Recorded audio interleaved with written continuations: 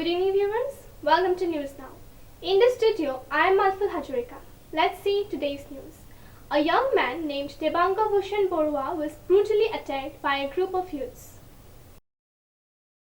A young man named Debanga Bhushan Borua from Jorhat's Chandan Nagar was brutally attacked by a group of youths led by someone named Riju on Sunday night. The incident occurred when Debanga was returning home from a Bihu celebration. He was admitted to Jorhat Medical Hospital and later shifted to Mission Hospital, where he sadly succumbed to his injuries. Debanga's father, Bhuvan Chandra Borua, is a retired employee and his mother is ill. The family filed a complaint at the Lichubari police station on April 21st. হয় আমি যোৱাকালিহে আচলতে এফআইআৰখন পালোঁ 10:30-11 বজাত যে চন্দননগৰত তেনেকুৱা এটা ঘটনা সংঘটিত হৈছে বুলি আৰু মানুহজন যিজন ভিক্টিম তেওঁ মিছন হস্পিটেলত এডমিট হৈ থকা বুলি আমি গম পালোঁ এফআইআৰখন পোৱাৰ লগে লগে আমাৰ ইনভেষ্টিগেশ্যন আৰম্ভ হ'ল আৰু আমি এতিয়ালৈকে 10জন একিউজ কৰায়ত্ব কৰিবলৈ সক্ষম হৈছোঁ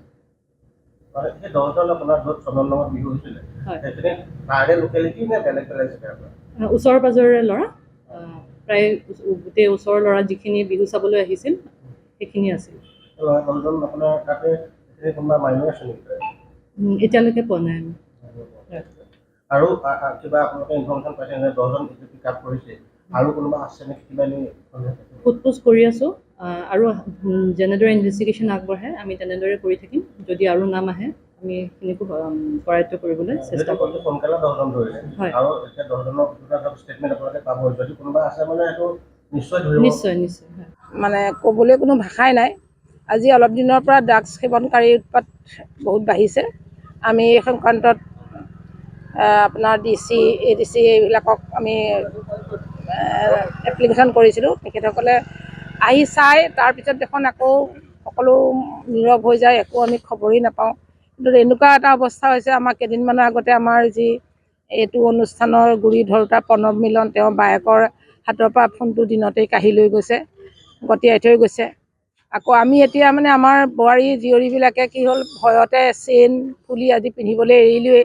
আপোনালোকেও আমাকো দেখিছে যে আমি সেইবিলাক মানে চব বাকচতে ভৰালোঁ আজিকালি পিন্ধিব নোৱাৰোঁ কাৰণ ল'ৰাবোৰ ইমান স্পীডত আহি চেইনডাল থাপ মাৰি নিয়ে আৰু মানুহজনী গটা মাৰি খাললৈ পেলাই দিয়ে তেনেকুৱা এটা পৰ্যায় আমাৰ চলি আছে আৰু আমি সেই বিষয়ে বিভাগীয় মানে কৰ্তৃপক্ষক কৈ আছোঁ যদিও আমি একো ফল পোৱা নাই আমি দেখোঁ ল'ৰাবোৰ বাইক লৈ আহে খুব জোৰত যায় আৰু কোৱা শুনিছোঁ ওচৰতে এজন ল'ৰাৰ ঘৰত এই বিষয়ে বেপাৰ হয় আমি ল'ৰাজনকো সতৰ্ক কৰিছোঁ আৰু কাৰণ আমি হাতেলতে তেওঁক একো প্ৰমাণ পোৱা নাই সেইকাৰণে ধৰিব পৰা নাই আমি তেওঁৰ ঘৰলৈ অহা তেনেকুৱা অহা যোৱা কৰা ল'ৰা আৰু সেইবিলাকেই আহি আমাক আজি স্থানীয় ল'ৰাক এনেকৈ মাৰপিট কৰিলে কাৰণ সেইদিনা তেওঁলোকে কৰা কাজিয়াত সি বাধা প্ৰদান কৰিছিলে শান্তশিষ্ট ল'ৰা সি আৰু সেই বাধাৰ স্বৰূপেই মানে ল'ৰা তেওঁলোকে গেং আহি লৈ লুকাই থাকিলে ঘৰলৈ যোৱা ৰাস্তাত আৰু ৰাস্তাত ধৰি তেনেকুৱা এটা পৰ্যায়লৈ গ'ল বুলি আমি ভাবি লৈছোঁ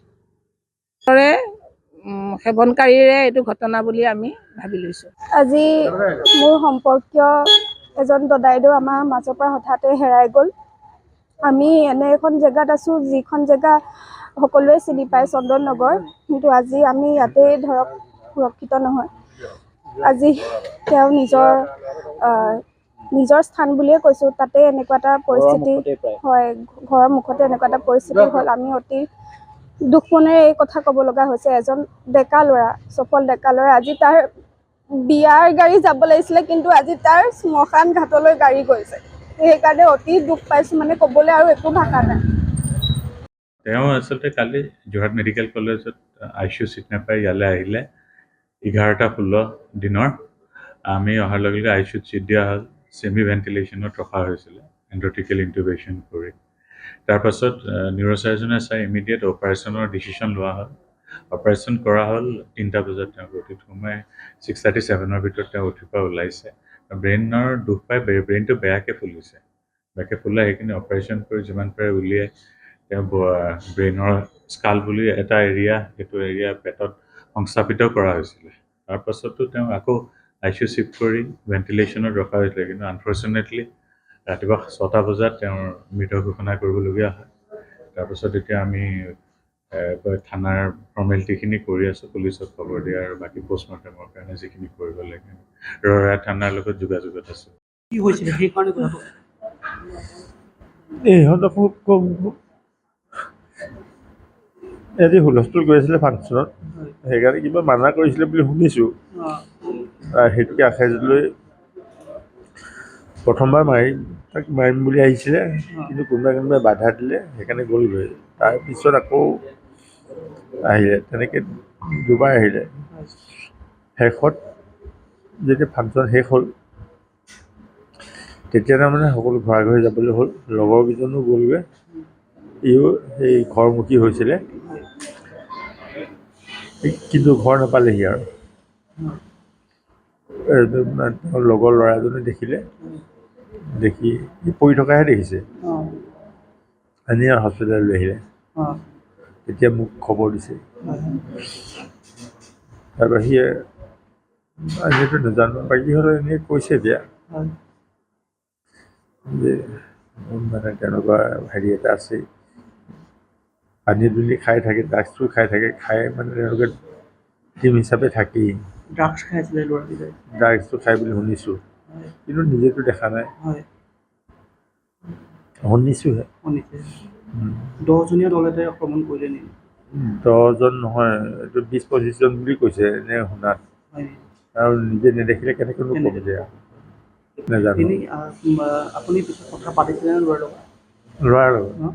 ল'ৰাৰ লগত পাতিবলৈ নাপালোঁৱেই, তাৰ লগত পতা হ'লে তাক কওঁতে সি হস্পিটেলত মাতিছিলে, যে নামটো সোধোঁতে কৈছিলে মুখত ফুটা নাই, মানে এইবোৰত দুখ পালে, মুখতো দুখ পাইছিলে, মূৰতো দুখ পাইছে, চকুতো চিনি পাইছোঁ, এতিয়া দেখিছোঁ। মানে অচেতন হৈ গৈছিলে নেকি? অচেতন হৈ পৰি আছিলে। ওচৰৰ মানুহে ওচৰৰ মানুহ মানে লগৰ এজনে দেখা পাই লৈ আহিলে, আনি হস্পিটেলত থোৱাৰ পিছত কৈছে। A report by Anupam Bora, News Now.